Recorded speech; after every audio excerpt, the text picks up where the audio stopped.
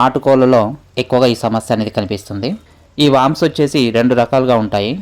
మొదటి వన్ వచ్చేసి ఏలిక పాములు, వీటిని మనం రౌండ్ వామ్స్ అంటాము. రెండవది వచ్చేసి టేప్ వామ్స్. ఈ వామ్స్ సమస్య వచ్చేసి ఎక్కువగా పెరటి కోళ్ళల్లో కనిపిస్తుంది. అదేవిధంగా లేయర్ కోళ్ళల్లో కూడా సమ్ టైమ్స్ అనేది కనిపిస్తుంది. ఇది ఎక్కువగా బ్రాయిలర్ కోళ్ళల్లో కాయిల్ పెంపకంలో కనిపించదు. పెరటి కోళ్ళు పెరట్లో ఉన్నటువంటి ఆహార పదార్థాలు తీసుకున్న అంతరపరాన్న జీవులు అనేది వాహిక ద్వారా పేగులోకి వెళ్ళిపోయి దాంట్లో గుడ్లు అనేది పెడుతూ ఉంటాయి. దీనివలన విరేచనాలు అయిపోయి రక్తహీనత వచ్చి బర్డ్స్ అనేది మోర్టాలిటీ అనేది అవుతూ ఉంటాయి. వామ్స్ వల్ల ఆహారంలో ఉన్నటువంటి పోషకాలను ఈ యొక్క మొత్తం కంప్లీట్గా పీల్చుకొని బర్డ్స్ అనేది చాలా నీరసంగా చేస్తాయి.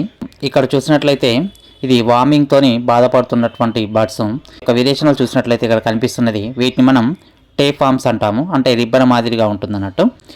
వీటికి ట్రీట్మెంట్ వచ్చేసి ఇక్కడ కనిపించేటువంటి బర్డ్స్కి నిక్లోజమైడ్ 500 mg అనేది 1 గ్రామ్ 5 కోళ్ళ ప్రకారం వాడిన తర్వాత ఇక్కడ రిజల్ట్ అనేది చూసినట్లయితే మా బర్డ్ అనేది చాలా యాక్టివ్గా ఉంది.